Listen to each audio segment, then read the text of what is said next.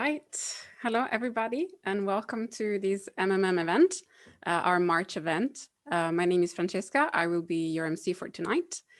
Can you hear me well? Can I have a thumbs up or a nod? Perfect. Awesome. Okays and thumbs ups. Thank you very much. So before we start, I would like to briefly announce that tonight we offer translation in 3 languages. And as you briefly saw on the slides in our music at the beginning, we offer translation in French, in Italian, and in Russian.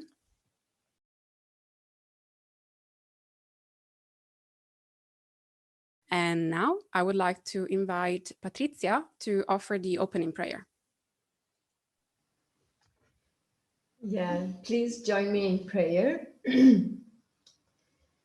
Beloved Emily parents, thank you so much that we can be here together tonight with It Made Most of Marriage. And this is a project that is a young project. It's just 1 year, a little bit more than 1 year old. And we really want to share our heart with many brothers and sisters around Europe. And we want to grow together as couples. And most of all, we want to invite you and to be centered on you, Emily parents. We really want that our marriage, that our blessing can bloom. Just like this spring, we really want to please you. We really want to be part of your family. And so tonight we will talk about unconditional love in this program. So please, we invite you as the best guest. And we want to honor you in everything that we do. Please stay here together with us. And I'm so grateful that so many brothers and sisters are joining this program and we can together grow as couples. We want to invite you here again, and we want to start this program with you, praying that everyone can get something out of it. Please bless this evening in the name of all brothers and sisters who are joining now, and in my name, Patrizia Kerschbaum-Meyer from a Blessed Central Couple. Aju. Aju. Thank you, Patrizia, for this wonderful prayer. And yes, as Patrizia said, is only 1 year old. It's still a new project, but actually it's already our 12th event, and we're really excited that we got this far and hope to get even further. So yeah, I'm really excited to be here emceeing for you guys tonight for our 12th event. And I would like to start, as usual, with a little bit of an introduction as to what is, because every month we have some new people who sign up and register and come to our events, and we're really happy that you choose to spend your evening with us, working on your blessing and listening to our guest speakers. And so a little bit about what is is a BFD Europe and Middle East initiative that aims to create a thriving community of fulfilled blessed couples. And we aim to do this by creating these monthly online events where we have a guest speaker talk about something related to blessing and marriage and family life. And we invite couples from all over Europe, but we also have blessed couples from all over the world joining us. And we have discussion groups after the talk where we can reflect on the topic that we've heard. We can reflect individually or together with our partner. And we can also get to know other blessed couples from other communities, countries, maybe continents, so that we can create this stronger community feeling and also maybe find new friends. We want to create that atmosphere, especially for those couples that might not have much time to work on their blessing because maybe they have little kids or live very far away from a community and miss that community aspect. So we hope to help create this environment with these monthly online events, and we're really excited to be here at our 12th event and to be going on even further than this. And who is behind this team? As you can see from the slide, we have a bunch of lovely people. So from left to right, you can see Abigail, who does a lot of work behind the scenes. You may see myself and Daniel as most of the main MCs, but is not just the two of us, and we don't do even half of the work. There is a wonderful team behind. So you see Abigail here, you see her husband Victor, who is doing host for tonight for us. You see my husband Andy, who is our coordinator actually. And then myself, you see Daniel there, who you might already know because he's our wonderful MC, and you see his family. And you can see Patrizia, without whom probably MMM wouldn't happen. And you see her husband Franz. And finally, last but not least, you see our BFT director Orlande and her wonderful family there, who supervises our team and the MMM project. And we're really excited to be working for you guys and volunteering for this project. And tonight, as usual, we will have a talk from our guest speaker, followed by a Q&A, and then discussion groups as usual. And these discussion groups are made by our host, so Victor tonight, putting together people in similar circumstances. So we try to put together couples with maybe newly blessed couples with other newly blessed couples, or young couples and couples with children in younger age, with couples in the same circumstances, and couple with adult kids, with other couples in the same circumstances. Depending on the topic, we may choose to do this or have random groups. Tonight we have once again this division.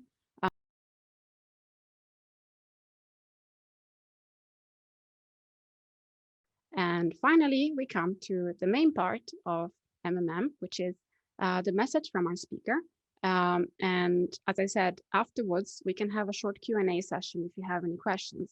So even during the talk, feel free to write questions either personally to me, if you would like them to be private, or you can write them in the chat.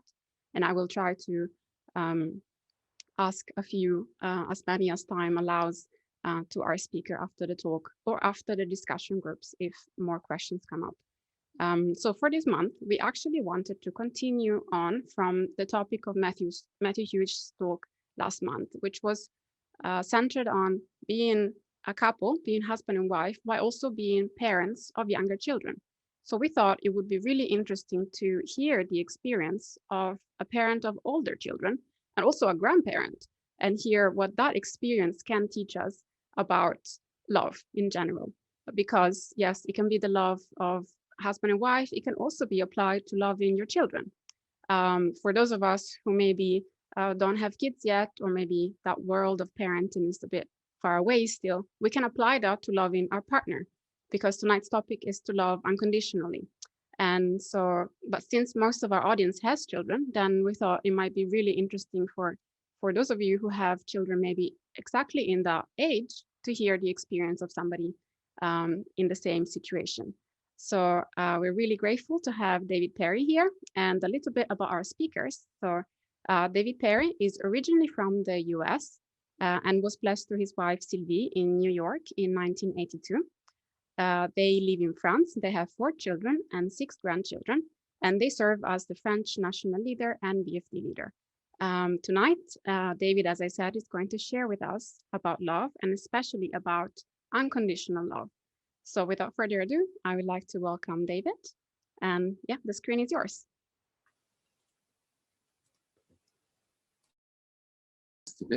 Okay, thank you, Francesca. Good evening, everyone. Well, I'd like to begin by wishing a happy birthday to the MMM team. They've done an incredible job for 1 year having monthly programs. It's not easy to continue something monthly for more than a year, so bravo. And I've been very impressed with their organization. I was contacted a little bit more than a month ago, and we had several meetings. They really invest a lot of time and effort to make this program happen. So thank you all for your investment for this program. So when I was asked to talk about having adult children, what came to mind was unconditional love. But in fact, just as Francesca was saying, that applies to all relationships. Oops, hold on. Bring up my PowerPoint while I'm talking to you. Okay, right.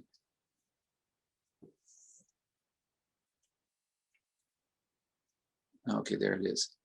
Okay, so it applies to all relationships. So I'll begin speaking generally,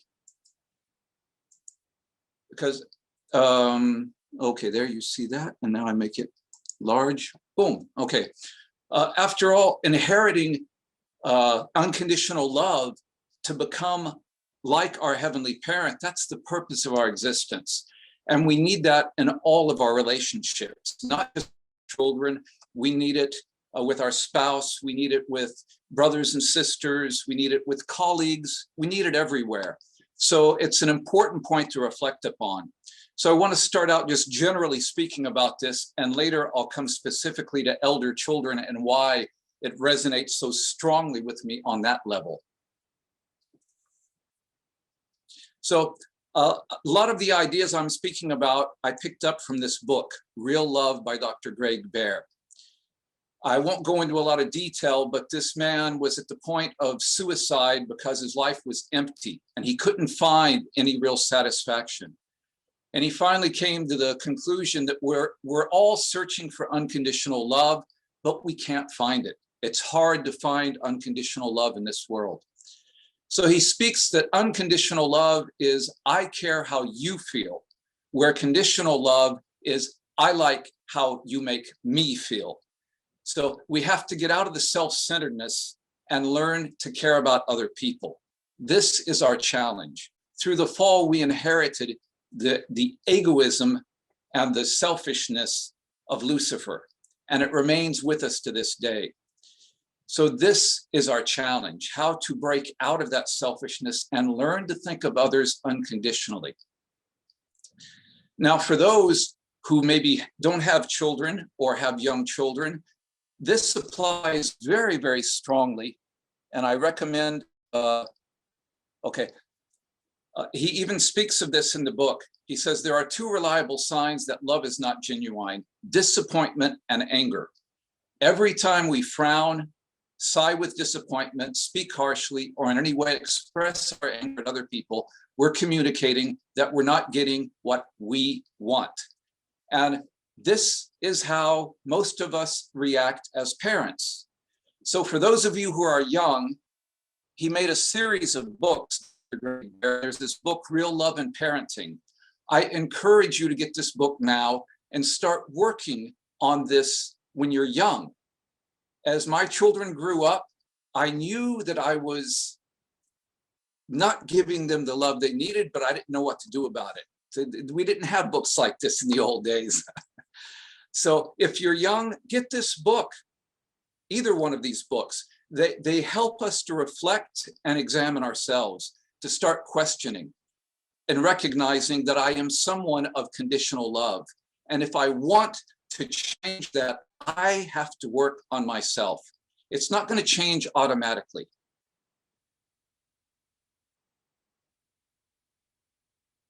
I realized as my kids got older that I had been too strict. So if you're a young parent, please get this book and start working on it now. All of us, as our children grow up, we realize we're too strict. That's why the older children always say, why are you so nice with the youngest sibling? You were much more strict with me. It's because parenting is on-the-job training. We have no preparation for it. And we think we have to be strict because people are going to judge us on how we raise our kids. So we're not thinking about what's best for our children. We're thinking a little bit like we're taking care of a pet. I have to raise my children to be obedient so they impress other people. So start working on it now while you're young to become a parent of unconditional love. Your children will thank you later. So this is our challenge. How can we go from being these people of conditional love to people of unconditional love? And there's no secret formula. It's just making the effort. Every time I realize I'm getting angry, every time I realize I'm disappointed in someone, that's a sign that my love is conditional. So it's just starting to recognize my behavior. Right now, I'm behaving with conditional love. I've got to correct this. Because we're being called to become tribal messiahs. For me, the reason true parents give us this responsibility as tribal messiahs is to help us develop this unconditional love, this parental heart. Everything that true parents direct us to do, the motivation behind it is always to help us become people of unconditional love. This is what they're trying to help us do. But sometimes we get caught up in the external side of these things. I need X number of couples. Okay, I accomplished it, I'm good now. But did my heart grow through this activity? Do I express unconditional love to these people? This is what counts. This is what true parents are pushing us to do. It's always, how can we develop this unconditional love? So what I realized as my children got older is you can't control them. One of the key points that true parents revealed is man's portion of responsibility. God respects man's portion of responsibility so much that he did not interfere in the fall. But yet we seem to feel, I have to protect my children. Now, when they're young, it's fairly easy to do. By the time they get to adolescence, it's already becoming very difficult to do. But once they grow up and they're adults, we have to let go. They might make mistakes. They might make choices that we don't agree with, but we have to give them the freedom to make their own decisions. And this is a way that we can inherit Heavenly Parent's heart. This puts us in a situation where we can start to understand Heavenly Parent like we've never understood him before. Because it's going to be painful. We know that our children are making mistakes, but we cannot control them. I know we don't want to control them, we want to protect them. But there comes a point where we cannot. They have to assume responsibility for their own lives. Now, maybe some people will disagree with me, saying, no, I'm going to fight to keep them on the right path. But the more we fight to keep them on the right path, often what happens is we just delay the time when they're going to have to make their own decisions. When I speak to a young person who has struggled so much in adolescence, and they've come out of those struggles and they've made the decision, their personal decision, that they want to follow the path of the blessing, I'm really happy for that person because they've reached the point where they made their own decision. But if someone is protected and guided and put on the path of the blessing, sooner or later, they're going to have to confront, is this really the path I want? And at that point, there's not going to be anything we can do. So we have to learn to let go and leave our adult children free to choose their path. And then, like Heavenly Parent, we have to be in the position to put in place a providence of restoration. We have to be there to support them, to look for any opportunity when they show that they're open to a talk on spirituality, and to seize that opportunity, not to put pressure on them, but to encourage them. This is how we inherit Heavenly Parent's heart. To have that heart that I love my child no matter what, and I'm always there for them. And later in life, when they're encountering difficulties, they might think back and say, maybe my parents were right. And then will be the time when we can step in and start helping them and supporting them because they want it, not because we're trying to find a way to get in, but because they're going to open the door and say, can you help me out with this situation?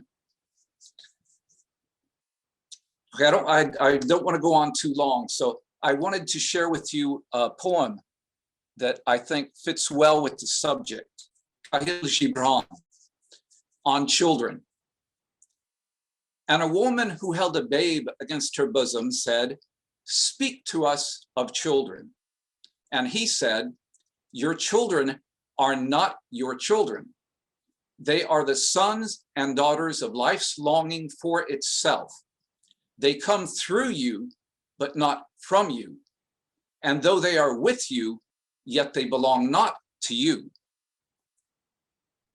You may give them your love, but not your thoughts, for they have their own thoughts. You may house their bodies, but not their souls, for their souls dwell in the house of tomorrow, which you cannot visit, not even in your dreams. You may strive to be like them, but seek not to make them like you, for life goes not backward, nor tarries with yesterday.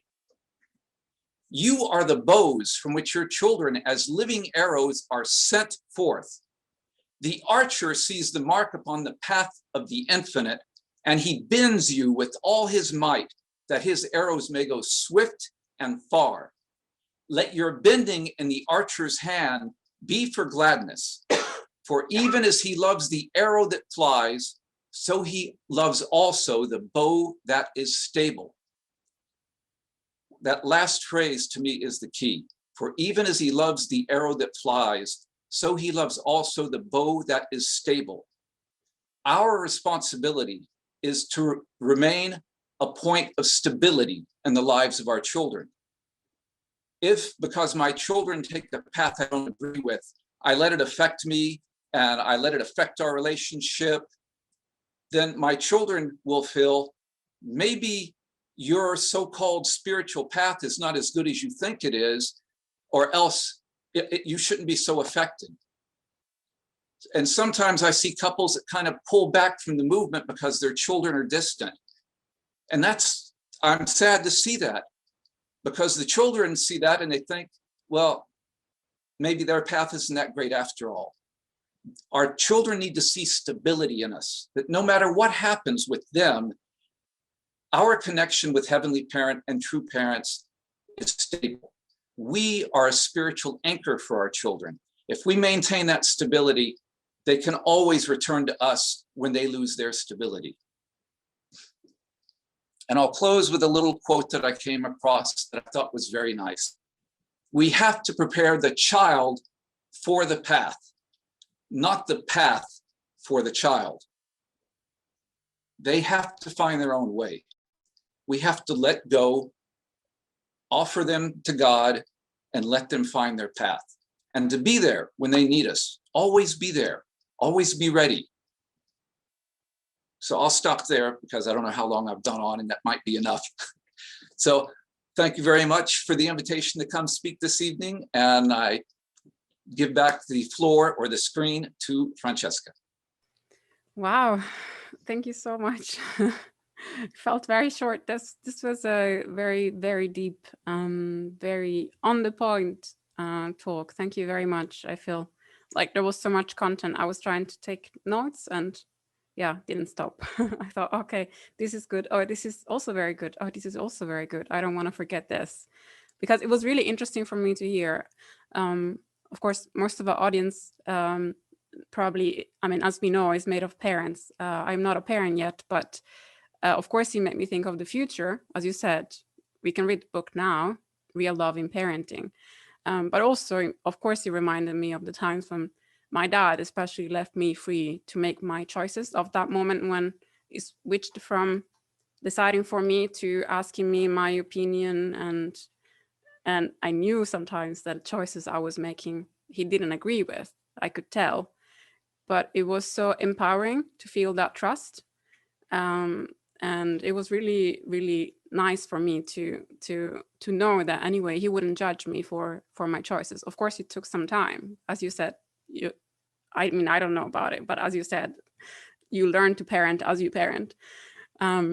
So yeah, that was great. I loved that talk. Thank you very much. And I'm sure many people here find it very valuable.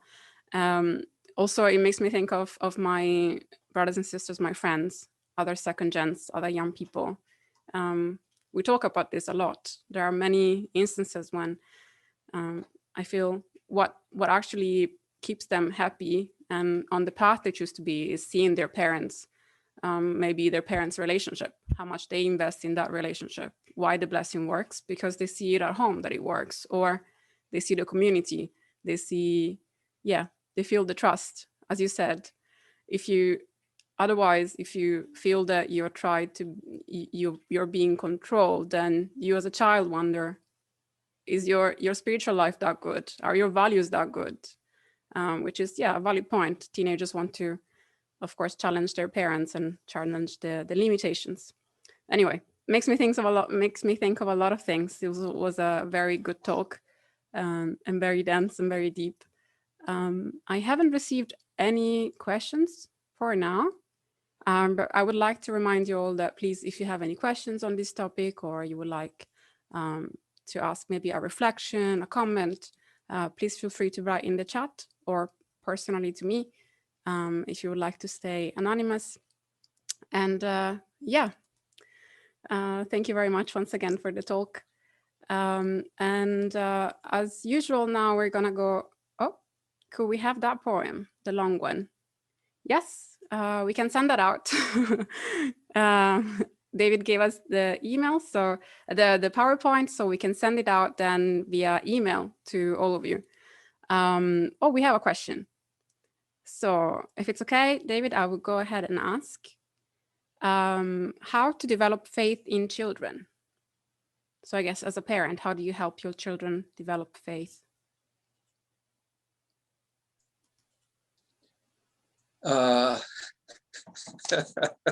I wish I knew. It's a challenge. It's a challenge. We just do the best we can. You know, the reality of my situation, I can speak on this subject of adult children because it's been such a challenge for me. We have 4 children, and only one of the 4 received the blessing. And after 10 years, that ended in divorce. So I can't say we have a great track record with our children in terms of spirituality. Well, I think all 4 keep a base of spirituality in their lives. It's just maybe organized religion they're not interested in. So I just try to keep the connection open. And from time to time, the subject can come up. I mean, if one of them says, one of our children is very sick, I'll say, we're praying for them. And they're happy to hear that. So it's not like they're negative, but I just have to, they have their own spirituality, and I have to give them room and give them time that they can take it to a deeper level. This is my feeling. Sorry, I can't give a great answer on the secret to passing on spirituality. I think that was a great answer, but yeah, it's of course what you learned from your life experience, and yeah, if only it were so easy to answer. But I think that was a really good answer. Thank you very much. Was the poem from the book The Prophet? I think so, right? Yes, yes, it was. Okay. Any other question or any other comment? Anything else you'd like to add, David, maybe?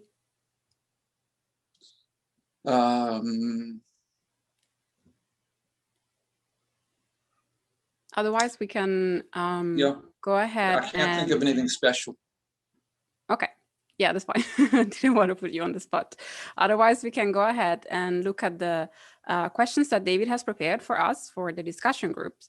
And I would like to ask David to go through them, so that maybe if any of them need any explanation, you can do that. I'll just go ahead and read the first one, because that comes from us, and that's to introduce yourself. So as usual, you might happen to be in a team with new people. So please go ahead and introduce yourself briefly, just your name, your blessing, country of residence, but also please mention your birthday month. Because that's how we are going to choose the discussion initiator today. And I will speak about that a bit later. And then let's see, what's the next question? There you go. For young people, where do you see the unconditional love from your parents expressed in your daily life? And for elders, how do you show unconditional love to your children in your daily life? And then we have,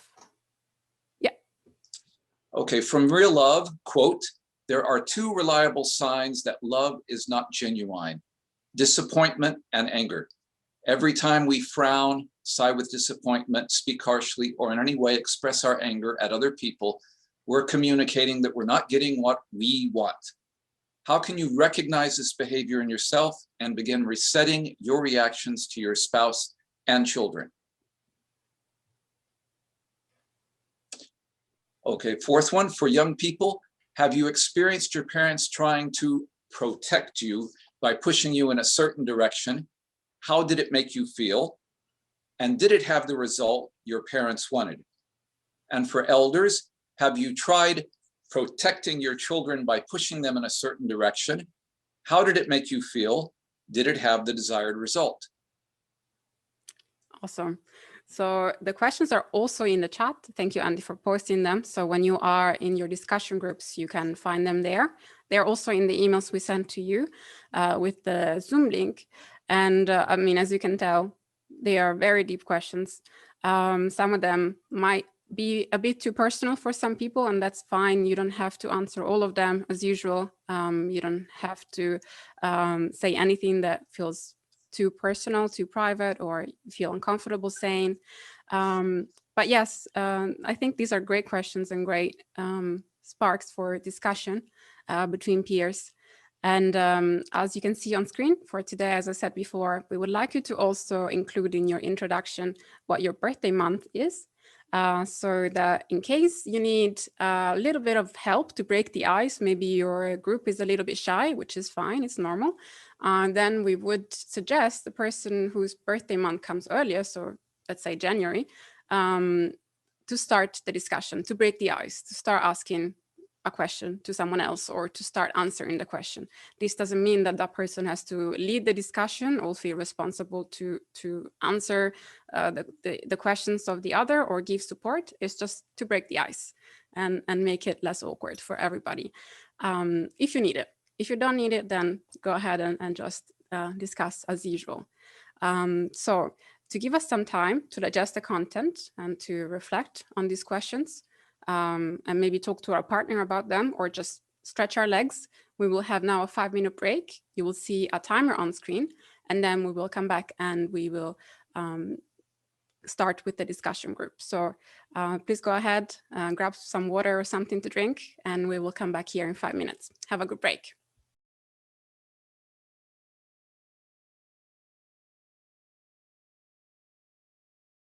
And welcome back. We hope that this break was useful, even though short. It also gives our host some time to finalize the discussion group. So we hope that you find it as useful as the team does.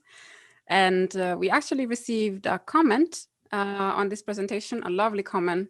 Rosvita says, excellent, precise and honest presentation by David Perry, very brave and sacrificial to put his expertise on the platform for the benefit of this group. And yes, I totally join in with the sentiment. And we also received a question, but I will wait to ask that until after the discussion groups, if we're ready, so that if more questions come, then we can have a short Q&A session. And I would like to remind you of the usual housekeeping rules of discussion groups. So please keep your video, your camera on and your microphone on so that it's not awkward for other people to ask you to show yourself or talk. If you are in the discussion group because you've been put by the host and you don't actually want to be there, you can come back to the main room. But we assume that if you're here now, you want to be in a discussion group. So please have your microphone and your camera on if possible. Also, remember, that the questions are in the chat if you're wondering where they are. Be mindful that everybody has a chance to speak, and also of the fact that these are other peers. This is not, unfortunately, a counseling session. It's between friends and peers. So if you need any support, you can use our feedback form where you can ask for support, or go directly on the BFD website that we will pass on later, and look for counselors and support. But tonight and this discussion is between friends and people that just have their own life experience to share with you. So if everything is ready, without further ado, I would like to, perfect. Then wish you all a great discussion group, and we'll meet back here at in half an hour at 9:45.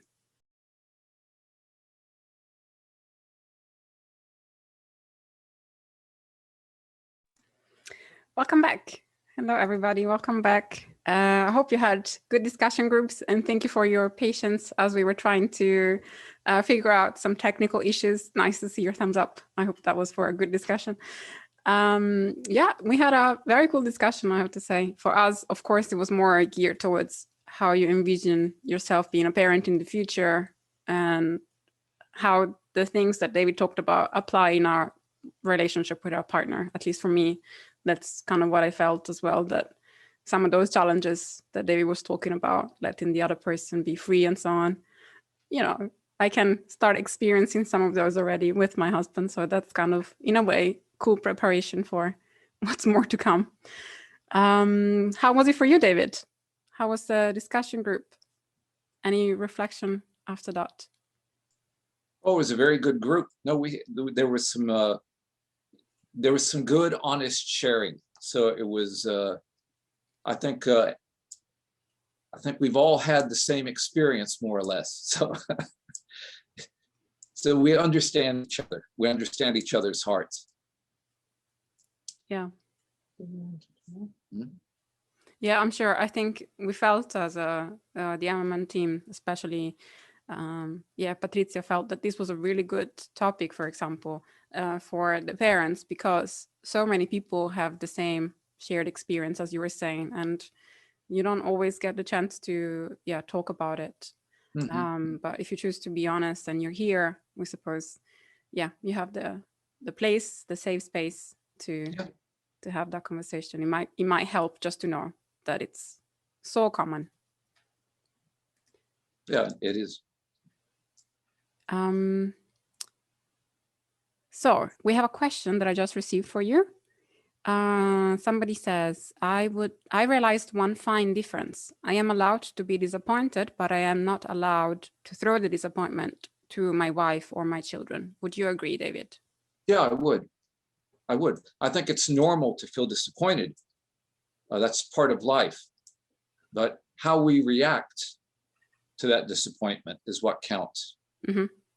If I give that expression that I'm not satisfied, then it shows I'm thinking about myself. Mm-hmm. So how do you then go from that to? Oh, well, I'm still struggling to understand how to deal with that. No, it's this. It's deeply rooted in us, this self-centeredness, and it's really hard to overcome. So it's a constant challenge to try to control oneself. And it's in all situations. It's not just with children. It's with our spouse. It's with people we're in contact with day in and day out. Because we can very easily find ourselves feeling dissatisfied about so many things in one day. So sometimes I'm able to do a good job at controlling that. Other times, no. Yeah, thank you for the honesty. I mean, yeah. Oh, this is reality. Yeah, exactly. And this is our reality of many families. I was thinking actually about the same thing, reading the quote that you had in question number 3 from Real Love, that is how to go from like frowning, sighing with disappointment, or speaking harshly or with anger. How can you recognize this behavior in yourself, and how can you reset your reactions in your spouse? So I was thinking about this question, and I don't actually have an answer for this. I answered this question a bit differently than in our discussion group, and I haven't read the book. So I was wondering if there is a method that is given in the book, or a method that you two have experienced in your life for this. The book is basically saying we just have to work on ourselves. He encourages people to try to find people that are a bit more elevated spiritually. I mean, he doesn't really talk about spirituality, but you can feel that this person is spiritual. But he's saying find people that have a higher level and communicate with those kinds of people so you can get good positive reinforcement. Because the people around us in daily life, they love to complain, they love to, and if we let ourselves go, we start complaining about everything with them. So it's an effort, a discipline we have to develop in ourselves. So to me, I teach English professionally. And I always tell my students that the first step in learning a new language is you hear yourself making the mistake. You've already made it, but you hear that you made it, and now you can start to correct it. So when we hear ourselves expressing that disappointment or expressing our frustration, the first step is that we recognize that's not what I should be doing. Then we can start correcting it. But it means I have to be paying attention constantly during the day. Yes, that's a very good answer. Thank you. That helps me more realize, at least I'm starting, because I do recognize where it comes from and when it happens. Is there anything else you would like to add, actually? Or maybe Sylvie, any other comment that you would like to add to this topic? Well, yeah, based on the discussion we had on our group, the 3 little points came to me. The first point is I'd like to say to everyone, please don't feel any judgment in what I was saying tonight. It could be taken as judgment. It's not me saying, oh, you don't have unconditional love, you're a terrible person. We're all in the same situation. Because of the fall, we all have this selfishness that is deeply rooted within us. The process, when Mother's saying new wineskins, I think what she's trying to say is change yourselves, become people of unconditional love. And if she's giving us this goal to bless 43 people this year, again, she's saying, learn how to love other people, learn how to be concerned about other people more than yourself. You know, so don't feel judgment, just feel that this is our reality. How can we all try to move forward with a positive attitude? Okay, one little point. Second little point, okay, maybe we didn't do as well with our own children as we would like to have done, but the hope is our grandchildren. Because with grandchildren, it's not our job to be the ones that educate them and discipline them. We're just there to love them. This is where we can express our unconditional love. And this might touch our children. If they see how much we love their children, maybe they'll be jealous. Why weren't they like that with me? But I think they'll also be happy thinking, wow, they really love my kids. So this might be a way that we can touch our own children. And it's a way we can be showing them, I'm sorry I wasn't like this with you. And a third point is, you know, I pray every day for my children and for their spouses, because 3 of them do have partners who are not in our movement. And it's very important, I think, to pray for those partners, and I pray for their ancestors, that their ancestors will understand how important the blessing is. Our hope is that they can all receive the blessing as couples at some point in the future. So I don't give up on the blessing just because they've gone and found someone outside the movement. They can come back and get the blessing. It might take a while because their partners are not necessarily spiritual now, but that can change with time. So we keep hope and we keep praying and we just keep moving forward. Wonderful. Absolutely. Thank you for adding this. I think it's very, very realistic, but also very hopeful. And I know that this is the hope and the attitude shared by many families, our family too. So I think that was brilliantly said. Thank you very much for adding that. And one little question that we still have. So concerning the anger and not showing the disappointment, a question that has come says, what are you doing then to release this anger? If you do not release it against your partner, your children, and you should find it within yourself, then I have ulcers.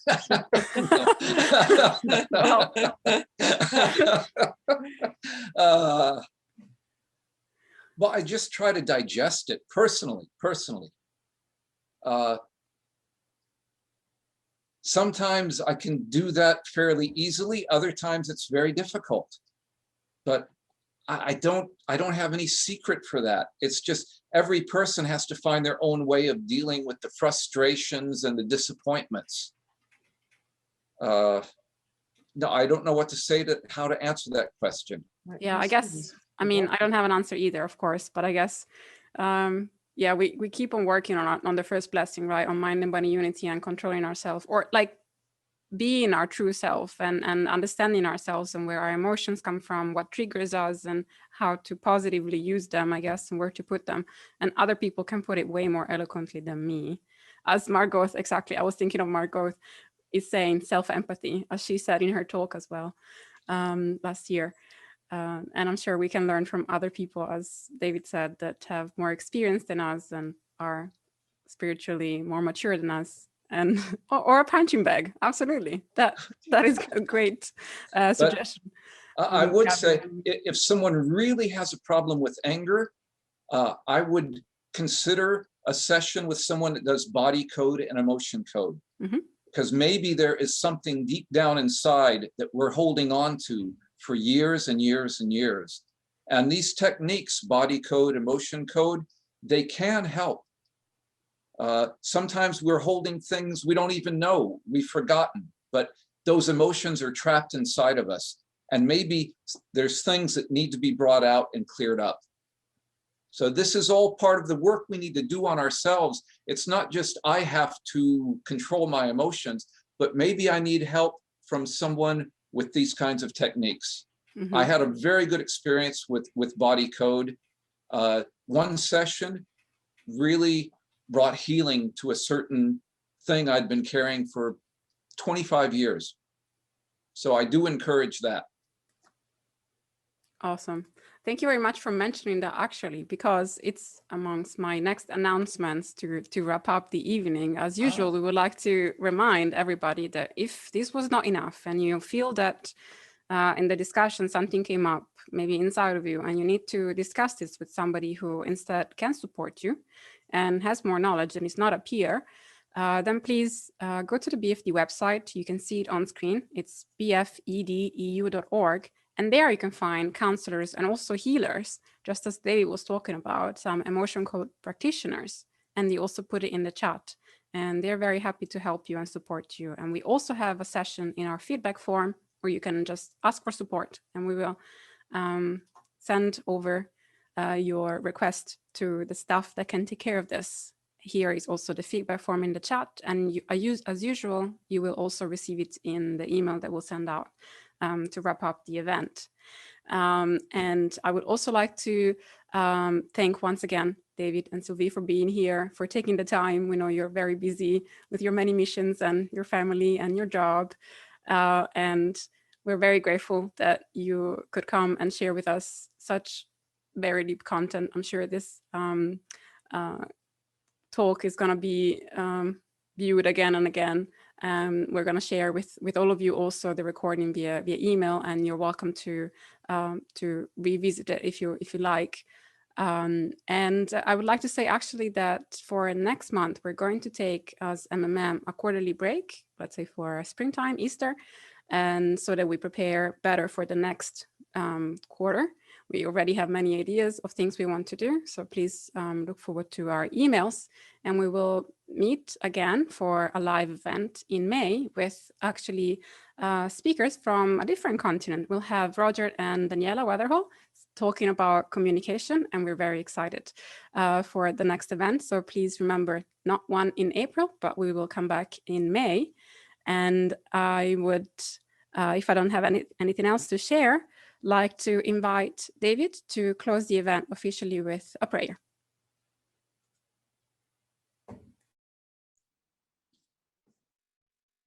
Okay, let's pray. Thank you, Heavenly Parent, that we could take time this evening to talk about an important subject. We get so caught up. Our movement is, we want to change the world. We want to do so many things. We have so many Zooms.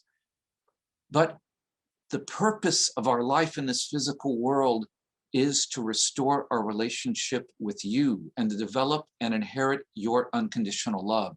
It's why we're here. It is the purpose of our existence. And we absolutely need to take time for that in our daily lives. It's not going to happen automatically because we've been a member for X number of years. It's a question of us being willing to day after day to question our own attitudes, our own behaviors, our own reactions, and working to try to develop that heart of unconditional love. And you're so much waiting to see us do that. You want to see your reflection in each of your children and in each couple.